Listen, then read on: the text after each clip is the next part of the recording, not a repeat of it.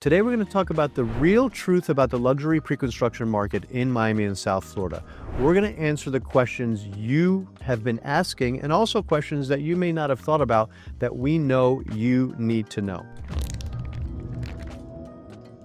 My name is Niakan from Blackbook Properties and CondoBlackbook.com. We are a local luxury boutique real estate brokerage, and I'm here with Stephanie Bienstock, my Director of Luxury Sales. Thank you for being here, Stephanie. Thank you for having me.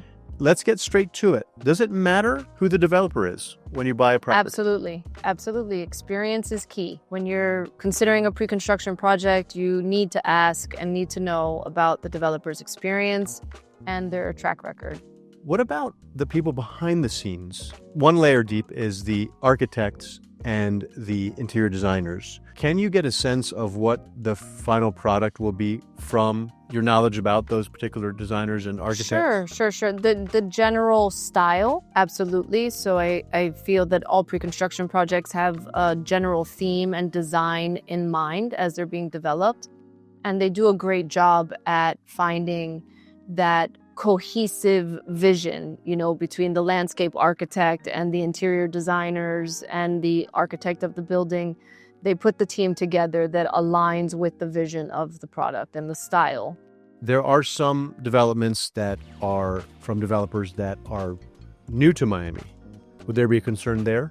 New to Miami, I don't feel there's a concern. If they're working within the United States, and again, if they have a track record and there's a history of projects that you can look up, there's many developers that started off in New York and became very successful and wanted to develop projects here in Miami.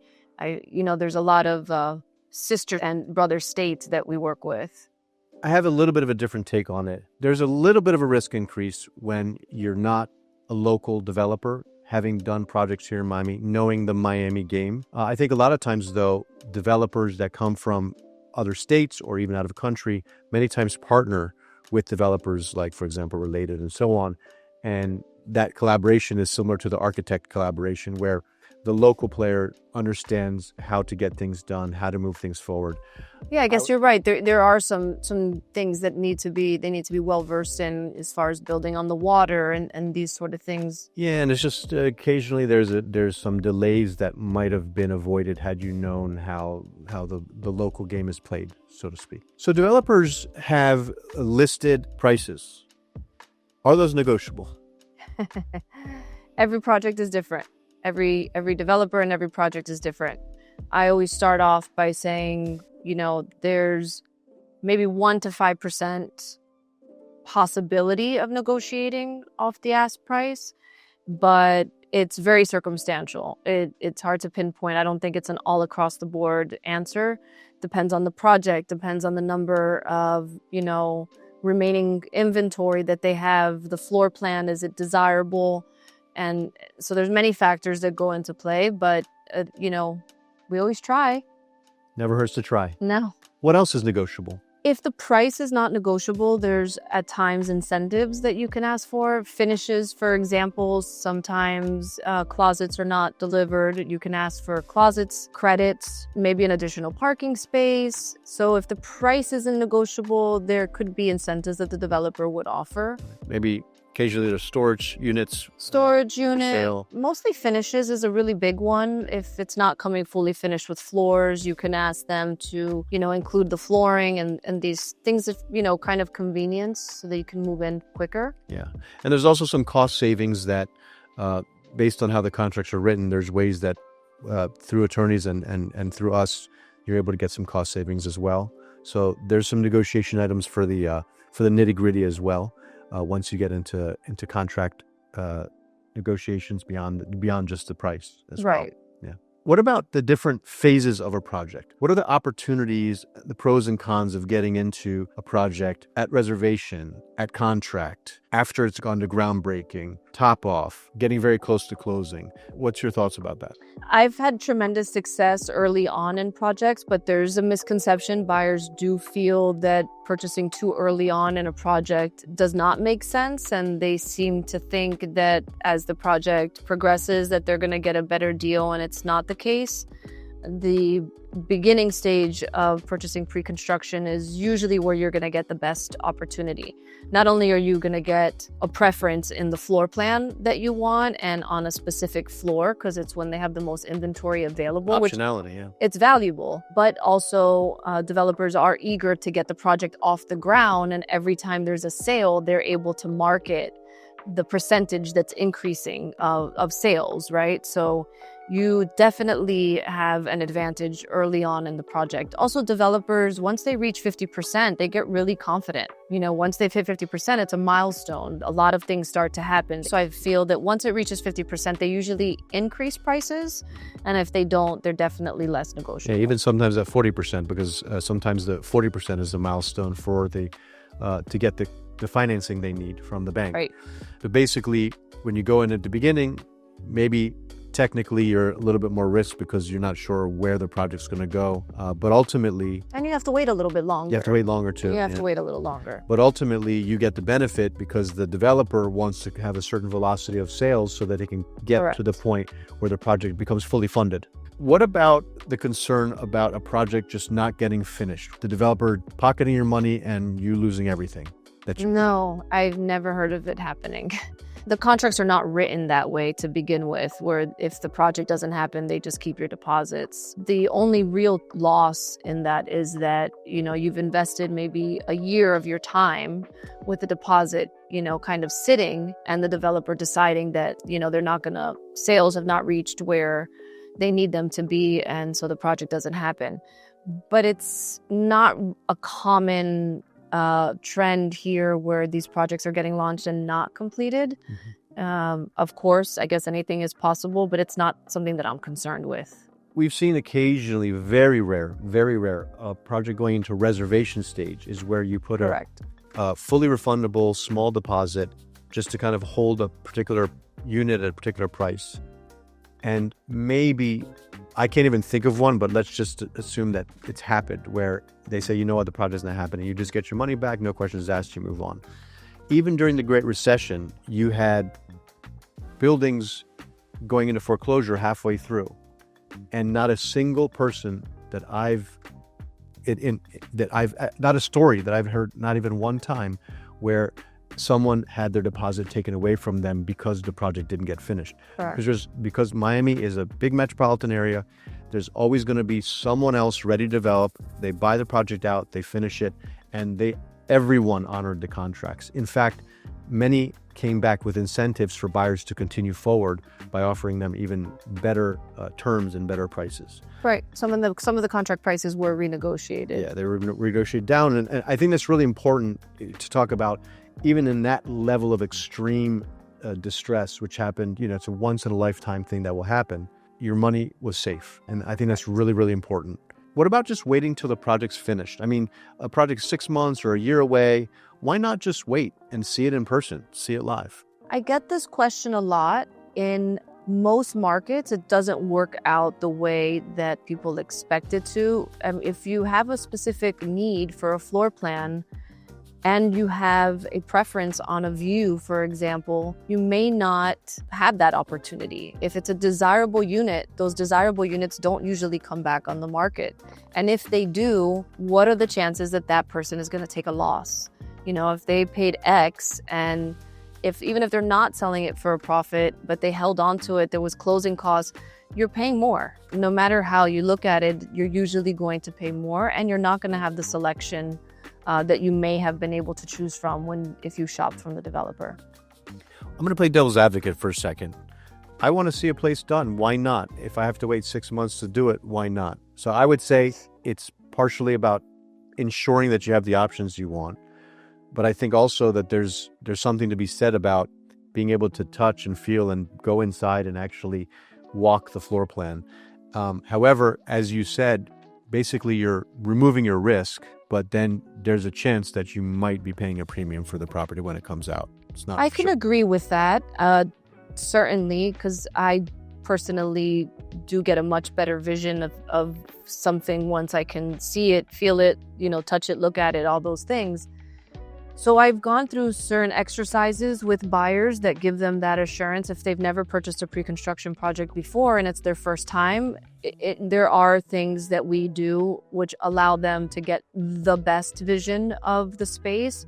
So we ask for architectural plans, as not just the floor plan that the developer gives you, with not very specific measurements, sometimes no measurements at all of the bedrooms or the bathrooms.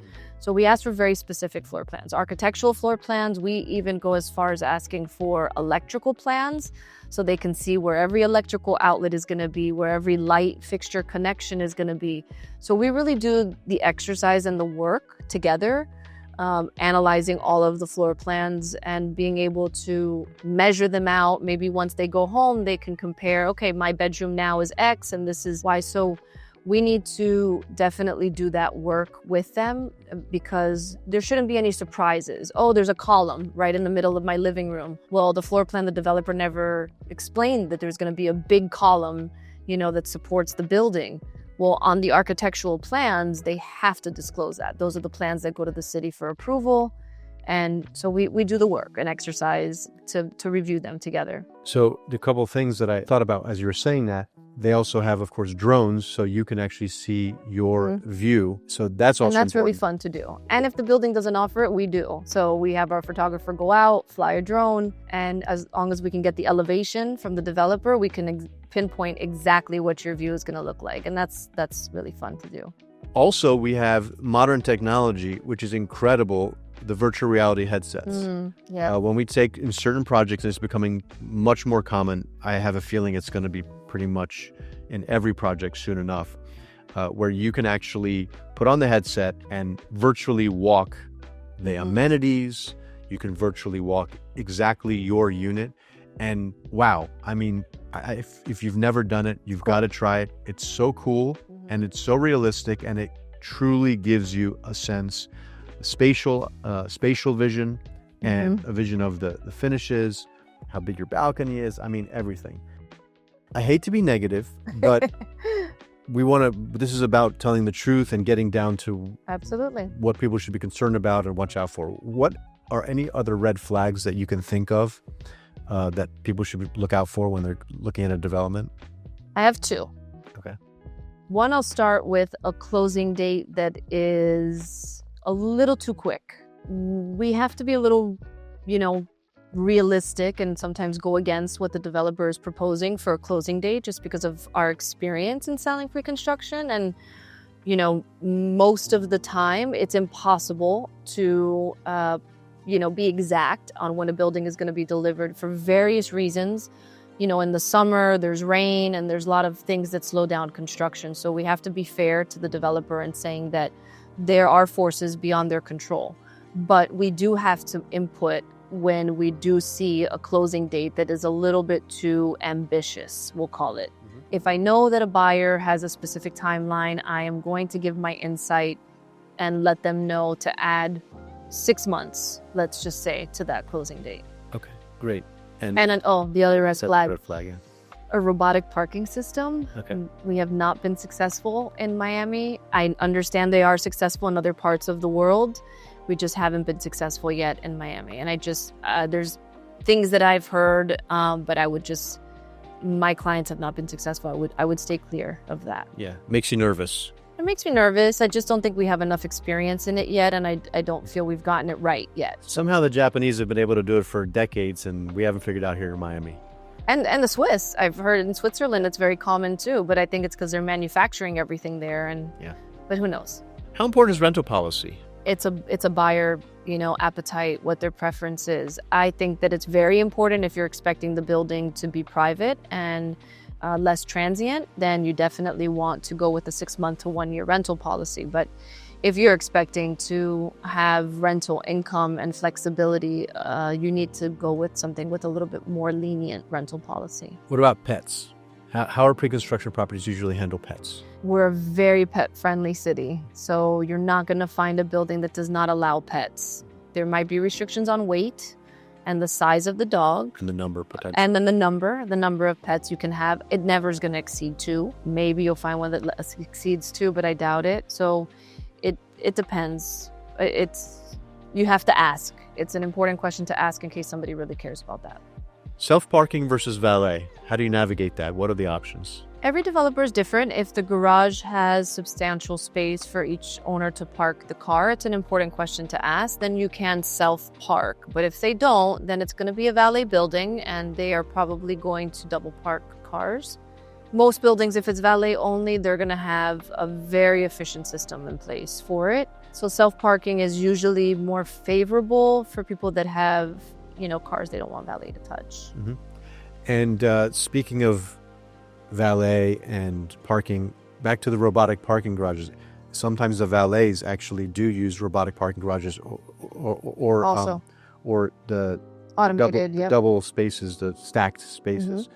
There's folks that love their cars, that have very special, unique cars, low to the ground, heavy. Is that a concern? It is. It's a problem. It has been. They don't have the clearance for a lot of these sports cars that are very low to the ground, and they also don't have the clearance for many trucks that are now oversized. So we have a lot of SUVs here, the Cybertruck, for example, and many other SUVs that are just oversized. As G-Wagon, those very, very heavy. G-Wagon, I'm not sure is one, but I know the Land Rover is one. So they're not popular cars in Miami because they're not cars that you necessarily need here, but people do own them. So you have to ask the right questions or just stay clear of a robotic parking system. Right. How important is a brand to the likelihood of success of a project or to the end result? Not all brands are the same or created equal. We'll just call it that.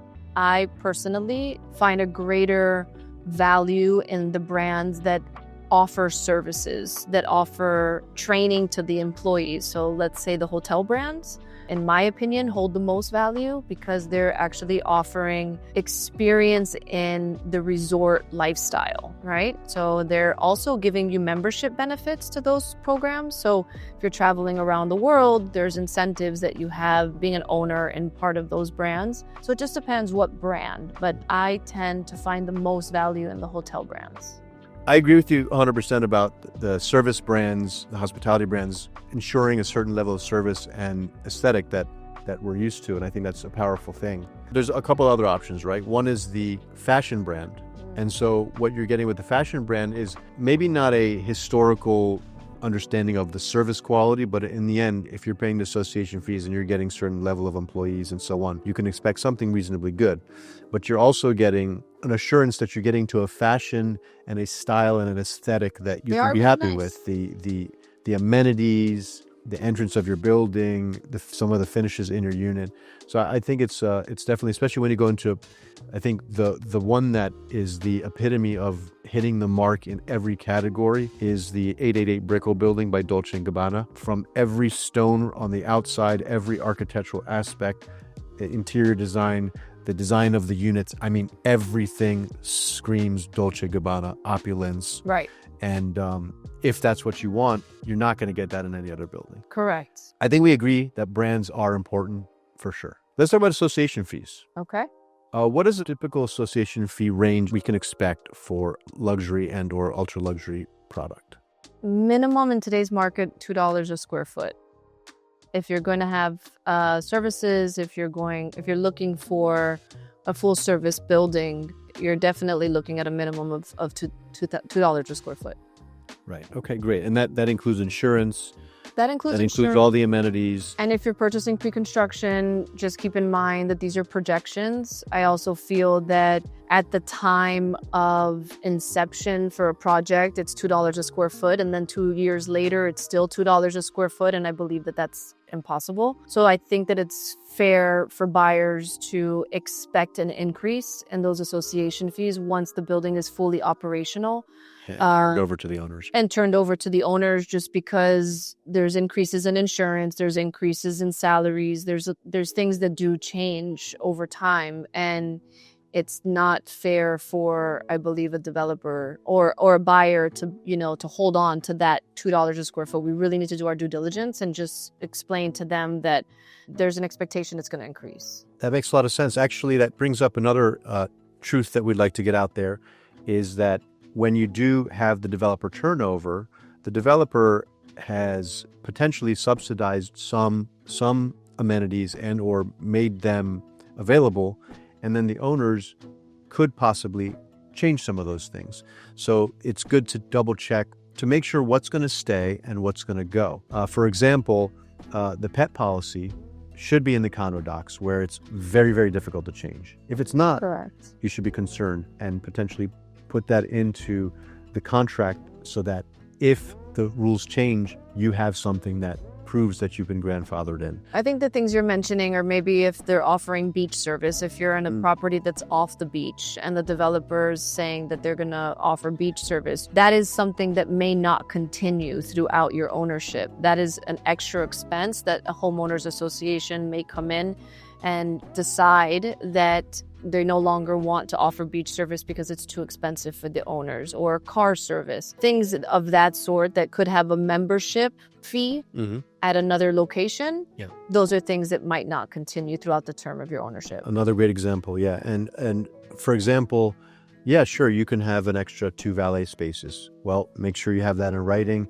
It's recorded so that when the association turns over and maybe 3 years later there's a new management company and all of a sudden no one has a record of it, you do, so that you can ensure that what you purchase stays intact. Yeah, we love parking assignments whenever we're getting contracts done. So we are very, very specific in that. Parking is very valuable, especially in Miami.